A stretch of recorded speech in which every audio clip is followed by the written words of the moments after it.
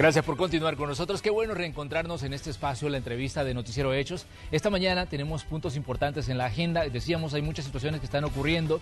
Una visita del presidente Nayib Bukele que sigue en desarrollo con China continental. Ya ayer hablábamos de cooperación, hablaban de la construcción de un estadio, de la construcción de una biblioteca, de una planta de saneamiento, de ayuda para el proyecto Surfsir y una cantidad de elementos que surgen producto de esta visita, de este acercamiento entre el gobierno del presidente Nayib Bukele y China continental. Obviamente hay reacciones que se han dado a nivel político aquí en El Salvador y también situaciones que evaluar sobre esto que está ocurriendo. Además, hay otros temas en agenda que tienen que ver con la actividad empresarial.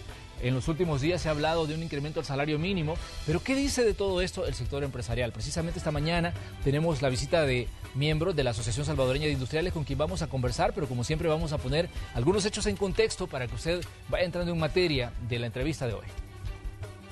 Se tiene previsto que esta semana se reúna el Consejo Nacional del Salario Mínimo para continuar la revisión de las tarifas de acuerdo a la actividad económica.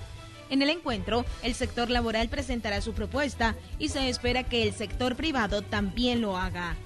Por ley, cada 3 años debe hacerse esta revisión en el seno del Consejo Nacional del Salario Mínimo, un ente tripartito que congrega a representantes del sector laboral y empresa privada, más la participación del gobierno, en un papel más de mediador que de proponente.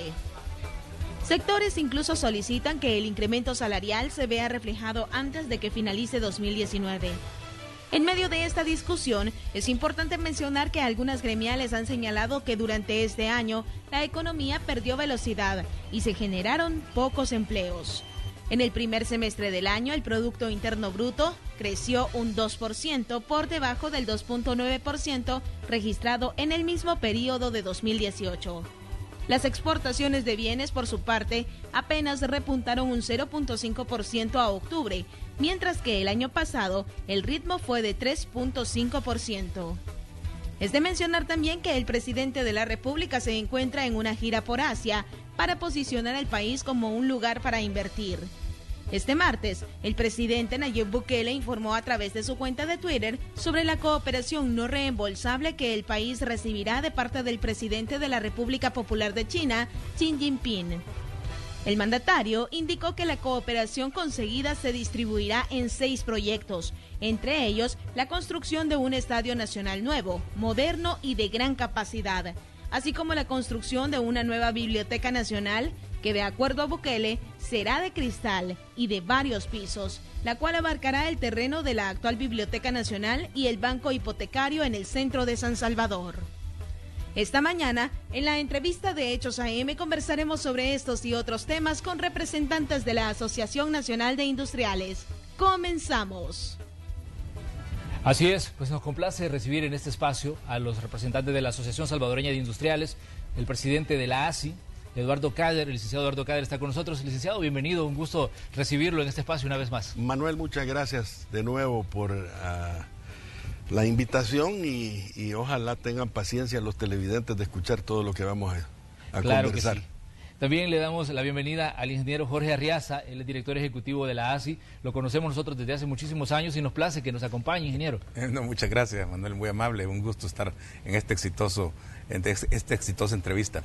Muchas gracias. Definitivamente que se ha hablado mucho sobre este tema de la cooperación con China, producto de la reunión que ha sostenido el presidente con diferentes autoridades de este país. Ustedes como empresarios, ¿cómo reaccionan y cómo ven, digamos, esto que apenas estamos conociendo? Porque decíamos son una cantidad de acuerdos que se están firmando y de lo que se habla es sobre todo de la cooperación, pero se habla también de proyectos que van a impulsar la economía, que podrían fortalecer la inversión china aquí en El Salvador, aunque de todos es ya conocido que la empresa privada salvadoreña ha tenido relaciones con China durante muchísimos años a través de la compra de maquinarias, de materias primas y una cantidad de situaciones que se han dado. Pero ¿cómo ven ustedes todo esto que se está diciendo hoy en materia de esta relación con China?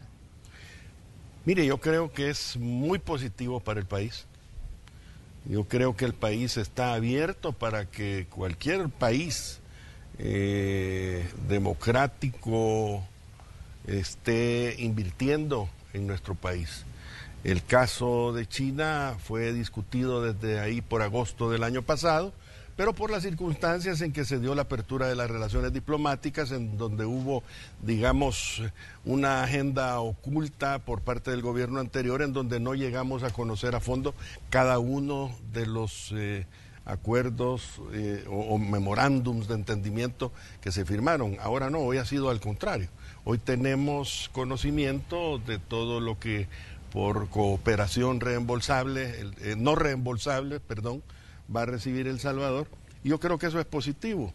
Eso le suma éxito a la gira del presidente Bukele, pero siempre creo yo que es importante de alguna manera que esto se dé, si vamos a seguir en esa relación, se dé sin perjuicio de nuestro socio histórico y que no existan objetivos ocultos por parte de China en este tema. Yo pretendo que esta sea una relación ganar-ganar para El Salvador. Ingeniero, hay una serie de situaciones que se manejan cuando se habla de política exterior, y ayer una de las reacciones que se daban a través de las redes sociales y opiniones que se daban a nivel político es que decían que en política exterior difícilmente un país da si no va a obtener algo a cambio. Incluso Javier Simán decía de que era necesario saber, decía, cómo se va a dar esa cooperación, y que incluso si las obras que se van a construir, era necesario saber si son chinos las que la van a venir a construir. ¿Ustedes qué piensan de todo esto? ¿Creen que, digamos, definitivamente El Salvador está cediendo algo a la hora de decir, miren, vamos a firmar estos acuerdos con China? Bueno, como dice nuestro presidente, la cooperación siempre es importante para el país, ¿verdad? Por varios factores. Primero, hay recursos frescos que pueden ayudar a hacer inversiones que de lo contrario no pueden salir del presupuesto de la República, ¿verdad? Porque no existen los recursos. Toda cooperación en forma natural tiene sus condicionamientos, ¿verdad? Hemos recibido, por ejemplo, mucha cooperación de parte de Estados Unidos, que es un gran aliado y un país que aporta mucho a la cooperación en El Salvador. Y si vemos Fomilenio, tiene sus 19 medidas que hay que cumplir, un condicionamiento. Si vemos todos los proyectos que hay de manejo en el país, también tienen su reglamentación. Si vamos a la Unión Europea, lo mismo, hay condicionamientos. Es decir, no es nuevo que el país que coopera puede poner algunas condiciones. Lógicamente tienen que ser condiciones razonables, ¿verdad? Y que sean de beneficio, como dice nuestro presidente, para ambos países, ganar, ¿verdad? No puede haber un desequilibrio en ese tema. Lo que estamos conociendo de China es que en el primer momento es una buena cantidad en cooperación no reembolsable, lo cual es positivo. Y lo segundo es que hay que ver en detalle los términos, pero lo importante yo creo que es que hay cooperación nueva en el país, que por el otro lado se había venido disminuyendo tanto de Estados Unidos como de la Unión Europea por distintas razones que todos conocemos, pero al final lo importante es que las obras lleguen a beneficio de todos los salvadoreños y que la cooperación sea transparente, como se ha venido haciendo hasta el momento, ¿verdad?, en los tratados o en los acuerdos que se han firmado. Así que yo creo que tenemos que verlo en este momento positivo, con el concepto ganar-ganar. Muy bien, definitivamente que hay que hacer un balance sobre este primer encuentro. Para ustedes como empresarios, digamos, si ponemos en una balanza lo que se ha logrado y lo que se venía hablando del tema de la relación con China, porque el presidente Bukele ha sido, digamos, hasta cierto punto un tanto cauteloso en esta relación, porque de entrada él dijo que tenía que conocer todo lo que se había firmado por el gobierno anterior, dijo que era necesario, digamos, estudiar cada punto que se había suscrito, y es hasta, digamos, meses después que se da esta visita a China y se da la cooperación. Pero si hacemos un balance de este primer encuentro, digamos, ¿cuál es el resultado que encontramos, sobre todo, señor Kader? Mire, yo creo que es positivo porque si usted ve la mayoría de los proyectos de los que estamos hablando, como lo del estadio, la biblioteca, la potabilizadora de agua, el saneamiento y tratamiento de las aguas de Surf City, cuando hablan de la renovación y la, digamos, modernización de las instalaciones de Joya de Serén y de otra serie de convenios que se firmaron de cultura, comercio, deporte, etcétera. Yo veo de inmediato que, por ejemplo, Casalco debería de regocijarse por la gran cantidad de proyectos que vienen. La mano de obra de Casalco debe de regocijarse también, porque va a haber mucho por hacer en términos de ejecución de grandes proyectos. ¿Por qué lo subrayo esto?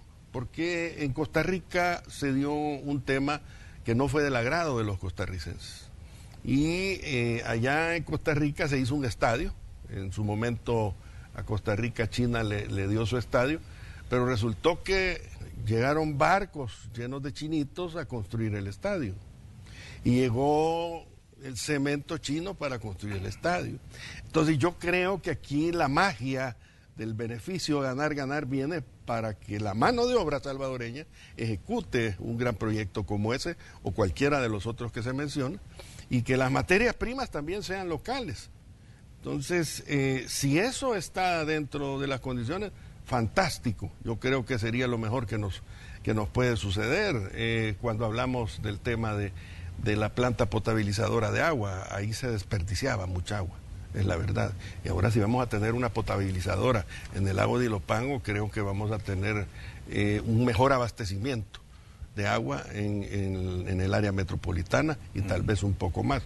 Y así podría hablarle un poco más de otros temas, como decir, por ejemplo, la renovación de Joya de Serén, que es un tema de carácter turístico, que quiérase que no es muy atractivo, pero sus instalaciones dejan mucho que desear. Luego de eso, el apoyo que se va a dar al Ministerio de Turismo, con toda la infraestructura esta que se está planteando para, digamos, la instalación de todo eso que está en la costa, sumado a ello, por ejemplo, la ampliación, mejoramiento y rediseño de todo un complejo que hay alrededor del Muelle de la Libertad, que tiene también carácter turístico. Yo creo que todo eso es bueno. Una de las interrogantes, ingeniero, quizás es cómo se establecería ese vínculo a nivel económico entre la China y El Salvador. Ya decíamos nosotros que ya desde antes ha habido relación entre empresarios salvadoreños y chinos por la actividad comercial ha sido pues muy fuerte, pero digamos, ¿cuál es la expectativa de ustedes en cuanto al tema digamos del desarrollo económico de El Salvador a través de este acercamiento con un gigante asiático? Hablamos de una economía que en el planeta pues es una de las más importantes, pero también hablamos de que estos empresarios son un tanto agresivos y devoran digamos industrias y devoran donde llegan, ¿no? Sí, mire, efectivamente el país, bueno, ha tenido relaciones con los países asiáticos desde hace muchos años en términos comerciales, ¿verdad? Sin embargo, la balanza comercial no nos favorece. Eso implica que haya que tomar algunas observaciones sobre, por ejemplo, si es viable o no es viable tener nosotros un crecimiento en las exportaciones. Aquí tendrá que hablarse a futuro posiblemente de tratados de libre comercio, de condiciones favorables para las exportaciones de El Salvador. Hay temas de costos, por ejemplo, la exportación hacia los países asiáticos, el flete es bastante alto. Entonces, creo que después de esta parte de cooperación, que cabe resaltar que China es la más importante, ¿verdad? Pero también entenderemos que hay cooperación de parte de Japón. El presidente va para Qatar también a tener algunas reuniones y seguro tendremos cooperación, de manera que aquí hay un paquete, digamos, de cooperación de diversos países que va a ser importante, ¿verdad? Y que quizás gobiernos anteriores no habían hecho una gira que pudiera dar tan buenos resultados.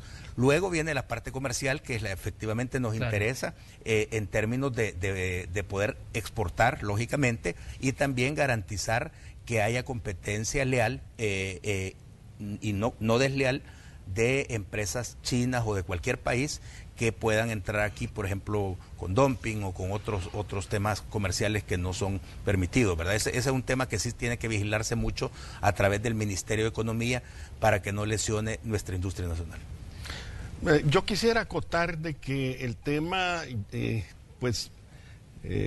diplomáticamente hablando, se ha dado con la República Popular de China. Sí. Pero quienes van a venir para acá son conglomerados de empresarios chinos a negociar, a invertir.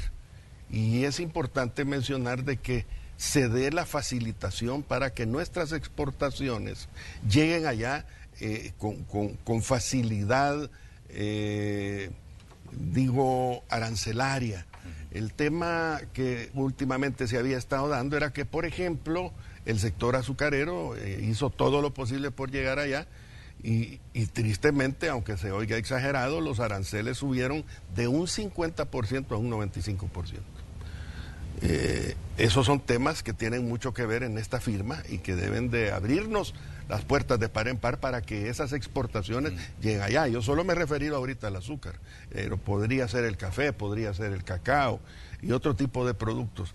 Eso es importante porque nosotros a la hora de firmar estas cuestiones debemos de hacer cumplir nuestra Constitución, que las leyes de la República sean cumplidas por los inversionistas, que haya respeto a nuestra democracia y que de alguna manera también no se venga a desordenar jurídicamente el país solo por facilitar el ingreso de ellos. Para nosotros la transparencia es importante y creo que todavía falta de ver qué hay después de esto.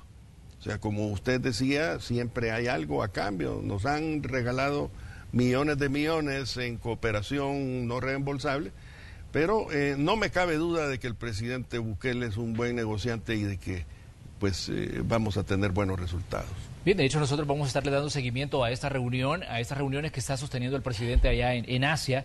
Decíamos que son varios días de visita, reuniones con diferentes personeros del gobierno chino. De hecho ya vimos las imágenes donde estaba con Xi Jinping, el líder del gobierno chino, y definitivamente seguramente vamos a seguir hablando del tema, y cuando vengan los funcionarios que acompañan al presidente y sus personeros, los vamos a traer aquí también para que nos expliquen, digamos, cuáles son los términos y cuáles son los puntos específicos que seguramente tanto el sector empresarial como usted que nos sintoniza en casa pues quieren conocer. Pero hay otros temas en agenda que vamos a tratar con nuestros invitados esta mañana. ¿Por qué? Porque son puntos importantes que afectan la vida en el país y que seguramente de pronto se dan las discusiones y queremos conocer los pormenores de los actores involucrados. Hace unos días se comenzó a hablar de un posible incremento al salario mínimo y se han dado pues algunas reacciones. Incluso yo leí ayer un titular de uno de los periódicos que decía que esto podría generar algún tipo, digamos, no de roce, sino algún tipo de diferencia entre la visión que puede tener el gobierno y la visión que pueden tener los sectores empresariales. ¿Cómo ven ustedes la discusión o la posible discusión de un incremento al salario mínimo en 2020? Mire, nosotros como Asociación Salvadoreña de Industriales estamos participando en algunas que otras reuniones.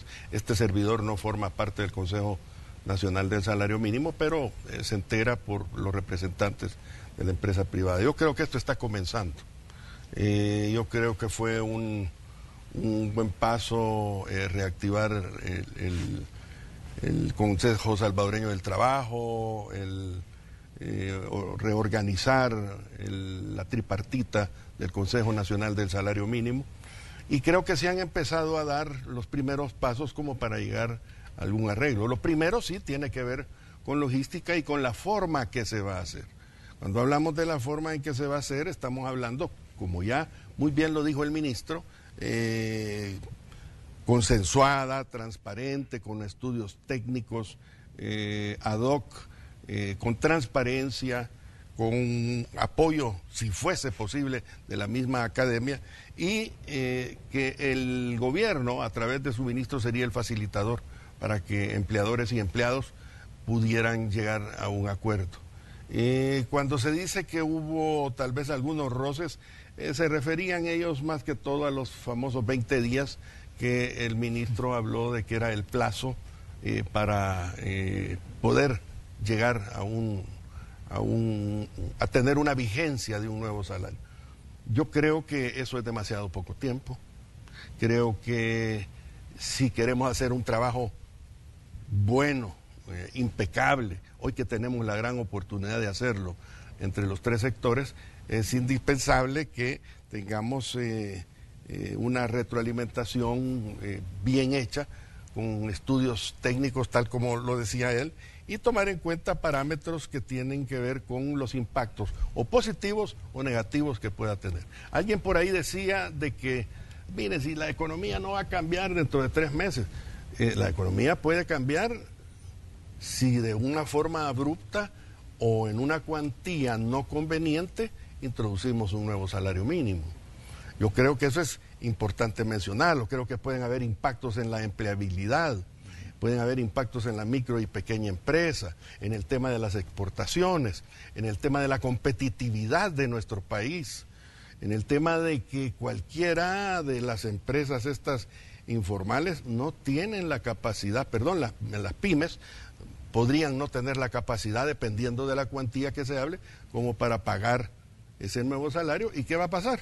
Se van a trasladar a la informalidad, que es lo que nadie quiere, ni el gobierno mismo. Entonces, yo creo que necesitamos un plazo un poco más largo. ANEP tiene en sus manos el tema y ellos serán quienes se encarguen de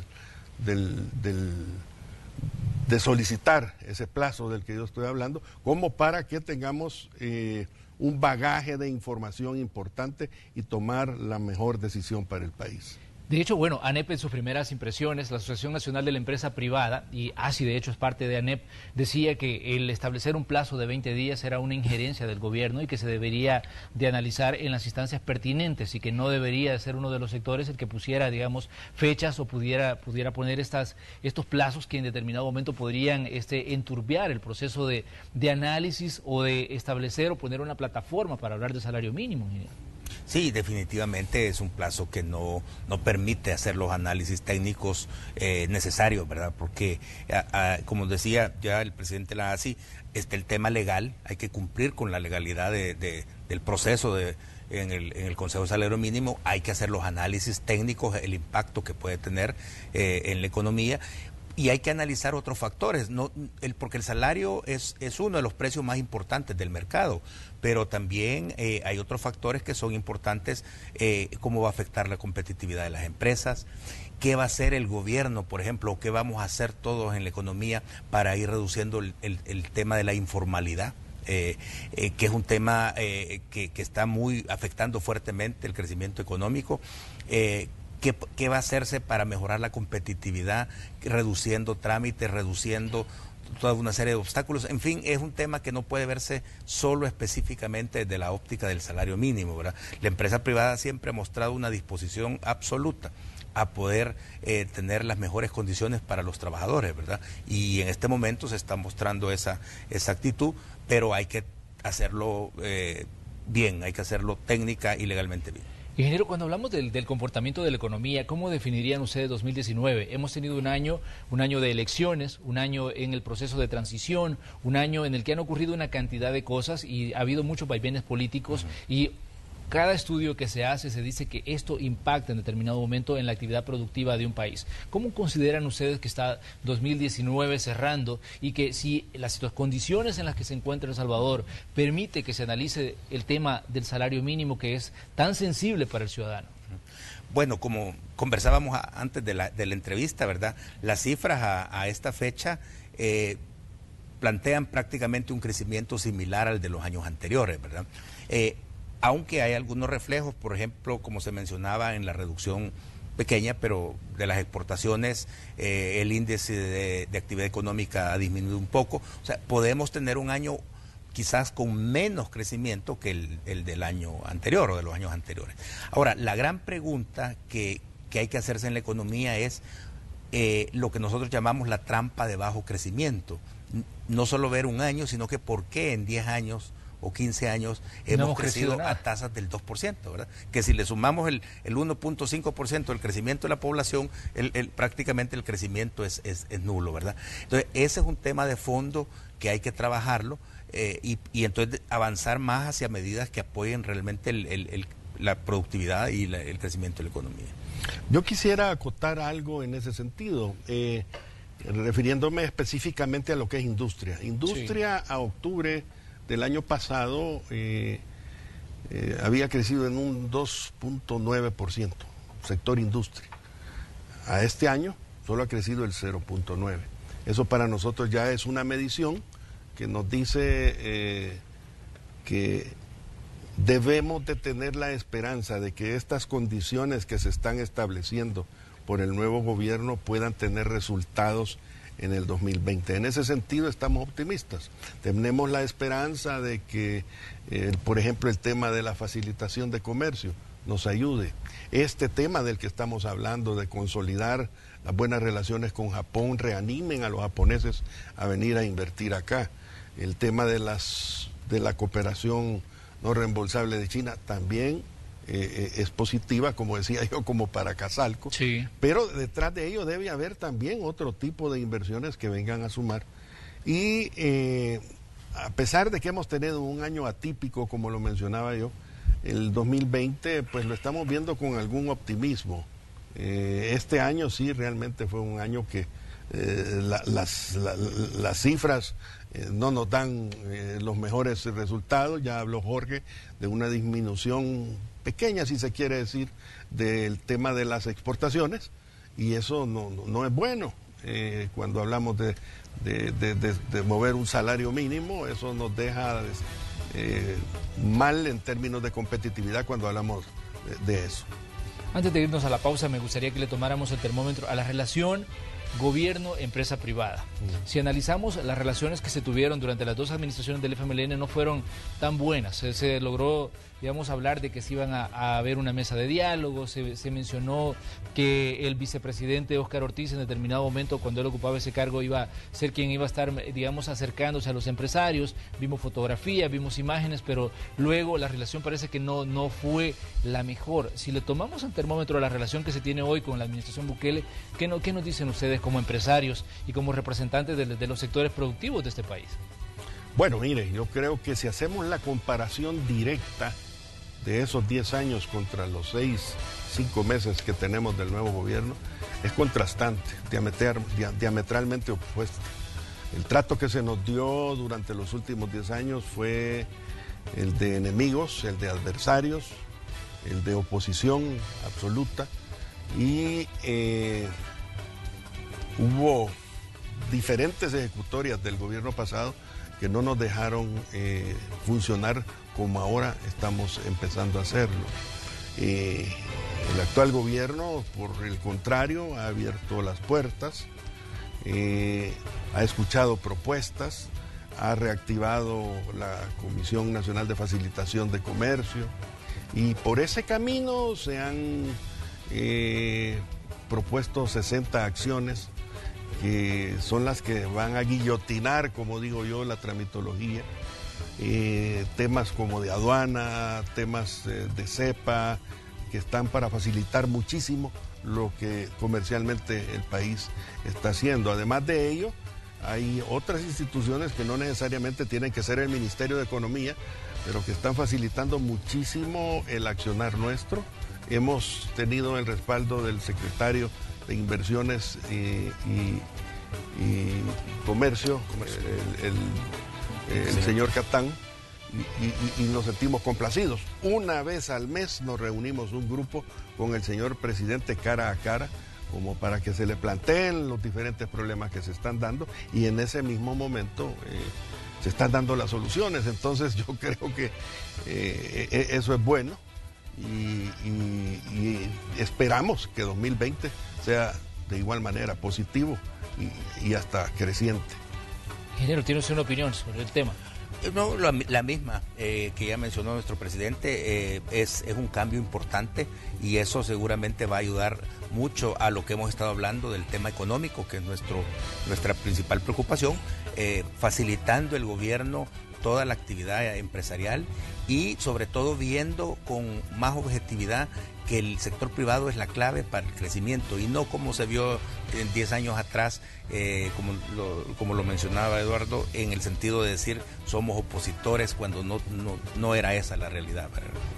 Vamos a hacer una pequeña pausa comercial. Les pedimos a ustedes que sigan con nosotros. Somos el espacio de la entrevista de Hechos AM, y hoy, como les decíamos, estamos pues contentos de tener acá la visita de la Asociación Salvadoreña de Industriales, a través de dos personas que son pues muy conocidas en el ámbito empresarial. Vamos a hablar, cuando regresemos, de temas que están en discusión en otros órganos del Estado. La Asamblea Legislativa se vuelve un punto de referencia también, porque estamos en proceso de seguir avanzando en diciembre, y está el presupuesto general de la Nación estancado también ahí, que no avanza. Por lo menos eso es lo que se ha dicho a nivel político en los últimos días. Vamos a conocer qué dicen los empresarios sobre esta situación y el impacto que esto puede tener en la actividad económica del país. Siga con nosotros, regresamos enseguida. Somos Hechos AM.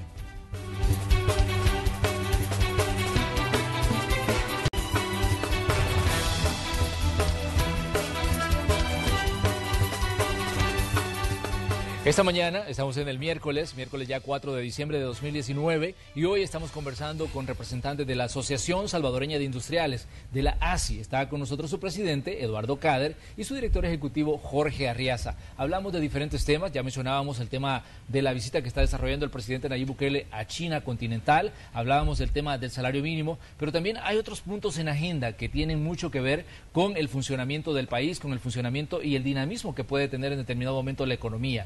El presupuesto 2020 fue presentado el 30 de septiembre a la Asamblea Legislativa. Ya se han dado algunas reuniones en la Comisión de Hacienda de ese órgano de Estado, pero hasta ahora lo que sale de ahí, las declaraciones que obtenemos, es que no hay mayor avance. Eso es lo que dicen los representantes del gobierno, mientras que los partidos políticos siguen diciendo de que no se les han dado todas las explicaciones necesarias para ver si se aprueba antes de que finalice este 2019 el plan de gastos para 2020. En el sector empresarial, ¿cómo ven estas discusiones que se dan a nivel político? Porque definitivamente todo impacta en la actividad productiva del país. ¿Cómo ven ustedes estas situaciones y tal vez las desavenencias o los desacuerdos que en determinados momentos se pueden dar en temas tan importantes como el presupuesto, como el plan de gastos para un nuevo año? Mire, nosotros vemos esto con una perspectiva nada halagüeña, porque consideramos que a estas alturas ese presupuesto ya debería de estar aprobado. A estas alturas, las explicaciones que ha solicitado la oposición de la conformación de ese presupuesto ya deberían estar expuestas. Creo que hay suficientes dudas, pero importantes personajes de la vida política que pueden dar una explicación amplia sobre cada una de las partidas y de lo que hay en ese presupuesto. El presupuesto ha bajado. Entre paréntesis, yo lamento, por ejemplo, que el Ministerio de Economía tenga menos presupuesto, y lamento más todavía cuando el Ministerio de Medio Ambiente también ha bajado su presupuesto en un 20%, una cantidad importante. Pero esto obedece al estira y encoge de los partidos políticos, y yo creo que el ciudadano común o el empresario como nosotros no tiene injerencia en este tema, sino que son cuestiones de carácter político, como reitero, yo quisiera que antes del 15 de diciembre esto estuviera resuelto, pero siempre y cuando la oposición reciba las explicaciones correspondientes, porque se dice que hay algunas partidas que tienen algunos números que no son reales.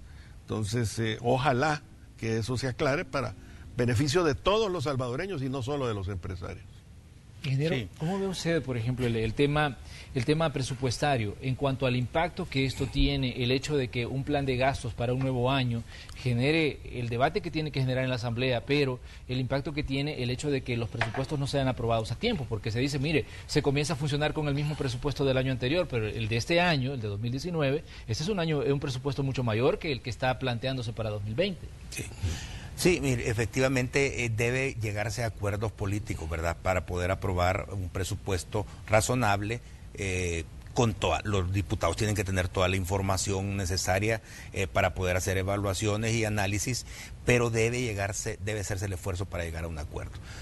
Históricamente ya hemos tenido experiencias cuando no se han aprobado los presupuestos, y generalmente ha sido por criterios de oposición hacia el órgano ejecutivo, y los resultados siempre han sido negativos porque genera una serie de problemas en la inversión pública, en la ejecución de los ministerios, y eso al final afecta a todos los salvadoreños, ¿verdad? Entonces lo importante sería llegar, todavía hay un plazo de aquí a Hay a 12 fin de año, plenarias todavía. exactamente, donde se puede llegar a acuerdos y trabajar. Así que nosotros vemos un presupuesto con estas limitaciones que ya decía nuestro presidente, ¿verdad?, que sí es lamentable el tema de economía, de medio ambiente. Pues se entiende en Casa Presidencial que se suprimieron una serie de secretarías, ¿verdad? Sí. Y obviamente eso reduce también. Sigue siendo un problema la deuda, ¿verdad? Sí, más de $1.000 millones que generan un peso fuerte, ¿verdad? Porque si eso se invirtiera en salud, en educación, entonces una tarea importante del Ejecutivo en estos 4 años, ya que estamos hablando los intereses que vienen a impactar. Correcto, en la carga, ¿verdad?, de la deuda crece en términos de intereses. Entonces una tarea importante de este gobierno es reducir ese endeudamiento y hacer más efectiva la ejecución del presupuesto en obra física. Ahora bien, se dice que tendría que haber más austeridad. Por lo menos eso lo escuchamos de los partidos políticos cuando dicen, mire, tiene que haber más austeridad. De hecho, el FMLN cuestionaba, también decía que algunos programas que ellos pusieron en marcha se han suspendido y que esto pues para ellos no es bueno. Hablaban de programas Jóvenes con Todo, por ejemplo, hablaban de una cantidad de cosas que decían, miren, nosotros lo hicimos en 10 años y ahora pues esto desaparece y esto pues nos genera hasta cierto punto, digamos, un sinsabor a la hora de discutir un plan de gastos. Y decían, mire, se está incrementando, solo se ha movido dinero de algunas partidas a otras, y así vemos cómo va surgiendo y también va pasando el tiempo y la discusión pues se va alargando y el tema del presupuesto pues no llega. Yo veo la cuestión como que cada gobierno que llega cada 5 años a tomar las riendas del país tiene sus propios programas y muchas veces desecha lo bueno que el gobierno anterior hizo. Eso es malo. Yo creo que si tenemos programas exitosos, los haya hecho quien los haya hecho, pues démosle, prolonguémoslo, démosle vida, reforcémoslo. Si hay otros que no han funcionado, sí, de acuerdo en que los quiten, pero de alguna manera lo que debemos de buscar es el bien común, que la población llegue a conquistar el bienestar aquí y que no se nos vaya para otro lado. Y para mí eso es lo más importante. Yo creo que hay una serie de medidas que localmente se pueden tomar en términos de austeridad sin detrimento del bolsillo del ciudadano. Más bien quien tiene que sacrificarse es el político. Cualquiera de los funcionarios que están en los 3 órganos del Estado o en autónomas debería de tener en su dependencia un programa de austeridad medible, profundo y estricto, como para de ahí recoger algo de plata. Eso no es la solución, pero es parte importante de la misma. Ahora bien, cuando hablamos del bajo crecimiento de El Salvador, nos lleva a otras situaciones que son los que generan ese bajo crecimiento. Se dice que el problema de la inseguridad ha sido uno de los grandes impactos que ha tenido este país y que por eso la situación económica pues se volvió un tanto complicada, porque mucha gente decía, no voy a invertir en un país que está catalogado como uno de los más violentos del mundo y no voy a invertir en un país donde me van a extorsionar si pongo un negocio o pongo una empresa. Digamos, sería interesante que analicemos, ingeniero, ese punto específico que está, digamos, impactando el tema del crecimiento, porque decíamos El Salvador se mantiene a la saga. Fue en el año 2006 que se registró, digamos, la última cifra importante en cuanto a crecimiento, luego viene un declive y El Salvador parece que no logra salir de ese estancamiento económico en el que ha caído y en parte se le achaca a temas como la inseguridad. Hoy vemos que hay un proyecto que está en desarrollo, el Plan Control Territorial, pero que es un proyecto que tiene un precio bastante alto y que incluso algunos sectores políticos dicen que es una factura que hay que ver bien qué es lo que se va a pagar. Pero usted, como conocedor de la economía y como una persona que ha estado, digamos, en la actividad productiva durante muchísimos años, ¿qué dice sobre todo lo que ha pasado y sobre todo lo que se dice en materia de seguridad y el impacto que esto tiene en la actividad productiva de un país? Bueno, efectivamente, la parte de seguridad es vital para definir la inversión, ¿verdad? Especialmente para las pequeñas y medianas empresas, que pueden hacer mucho la diferencia en un país con un buen crecimiento y dando valor agregado. Muchos pequeños empresarios y medianos deciden cerrar sus negocios o no expandirlos o están sujetos al tema de las extorsiones y eso ha sido un problema importante.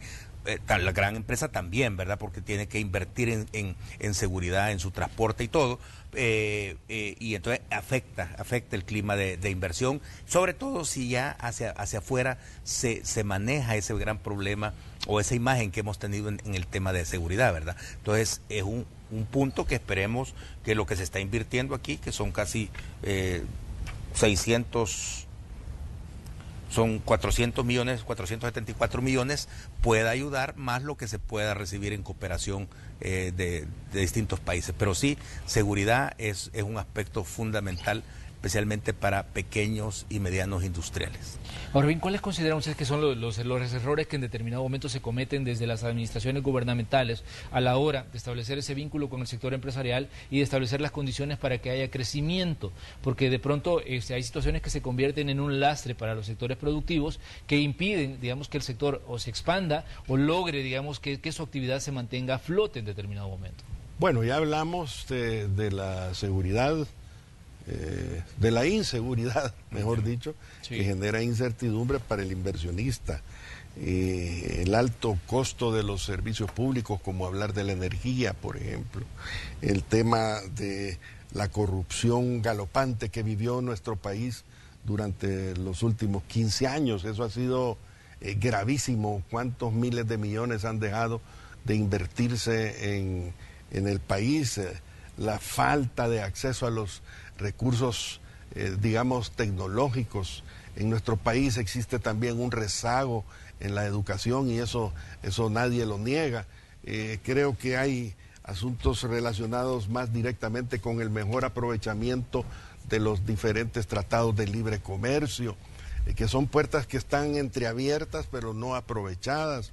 El tema de la famosa devolución a tiempo del IVA para los exportadores, la rigidez en la contratación laboral. Aquí cuando se habla de flexibilidad laboral se le paran los pelos a la gente, pero eso es parte del éxito de las grandes economías en el mundo. Hoy el trabajo, el home office, por ejemplo, es algo que ya es una moda y es una facilitación para el trabajador. Necesitamos que la integración económica centroamericana sea cierta, sea real y no una cosa desfasada, obsoleta, sino que activa.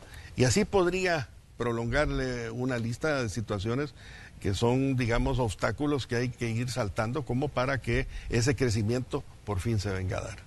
Ahora bien, se hablaba también de que uno de los factores que impiden el desarrollo empresarial es la burocracia, que se vuelve, digamos, un problema muy serio desde las administraciones del gobierno. ¿Ven ustedes perspectivas de que se vaya a mejorar y que a reducir una palabra que puso de moda la ex embajadora Jean Mains, que decía que ella la aprendió aquí en El Salvador y era tramitología, que se vaya a reducir? ¿Ven ustedes perspectivas de que eso pueda ocurrir o pueda cambiar en el transcurso del tiempo, si se toman las acciones que se deben de tomar? Porque de pronto se habla mucho de modernizar el Estado, se habla mucho de hacer cambios, pero a la larga los sectores empresariales siguen diciendo, miren, no cambió absolutamente nada, no se hizo lo que se tenía que haber hecho.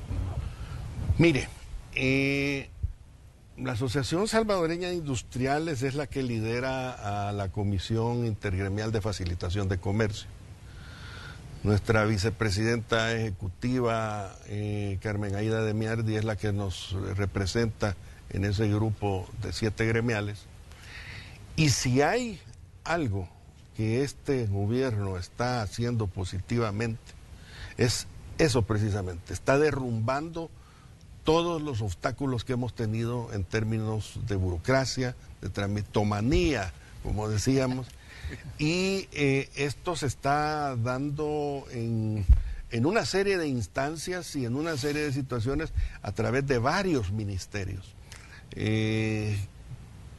Hace, ¿cuánto? 2, 3 meses nos reunimos para la reactivación de este comité de facilitación comercial, en donde esas 7 gremiales estábamos a un lado de la mesa y en el otro lado de la mesa se encontraban diferentes ministros y presidentes de autónomas esperando nuestras propuestas.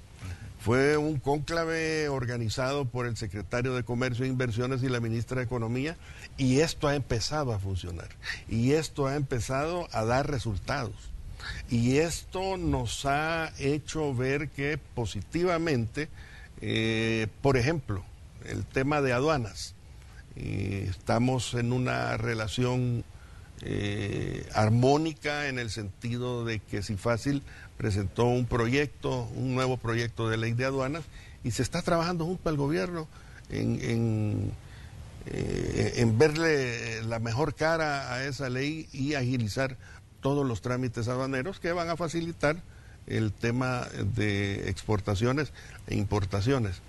Pero sí hay trabajo positivo, no puedo yo en ese sentido decir lo contrario, sino más bien agradecer que por ese lado la burocracia tarde o temprano va a desaparecer. De hecho, ya hay acciones que se han venido dando, como el caso de CEPA.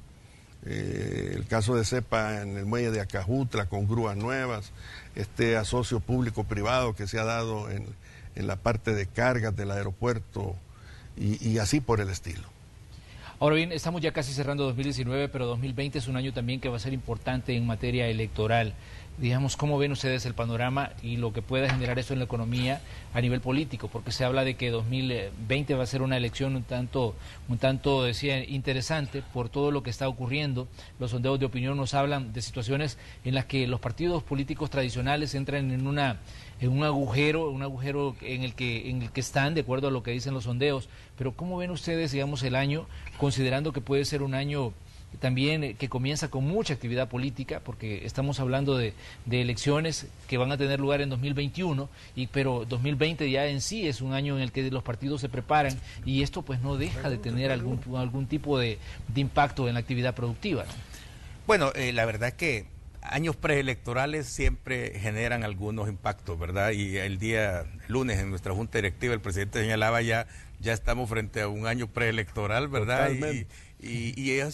Y es con una connotación bastante nueva, ¿verdad? Porque hay una fuerza política que va a entrar por primera vez y que es la que representa al presidente de la República, y entonces las expectativas son ver cómo se va a reacomodar el órgano ejecutivo, el legislativo, y cómo va a ser el tema también de las municipalidades, que juegan un rol importante en el quehacer económico, ¿verdad?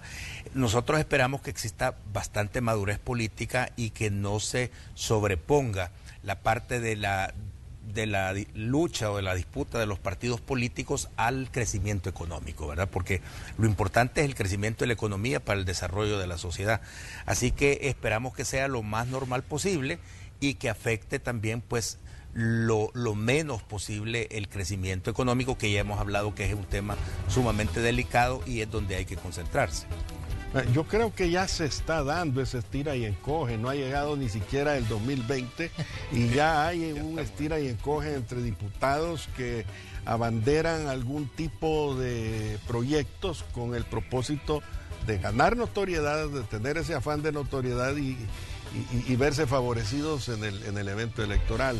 A mí lo que me preocupa más que todo es la gobernabilidad, tal como lo decía Jorge, de que siga en el camino de positivo para El Salvador y tengamos el crecimiento que tanto hemos estado clamando. Y que la lucha política, que el carácter que reviste ella no llegue a imposibilitar eso y que el país siga en el camino que llevamos, porque estamos en un año atípico como es el 2019. Llegar a otro igual en el 2020 no va a ocurrir nada positivo. Los organismos bilaterales están pronosticando que 2019 va a tener un crecimiento de entre el 2 y el 2.4%.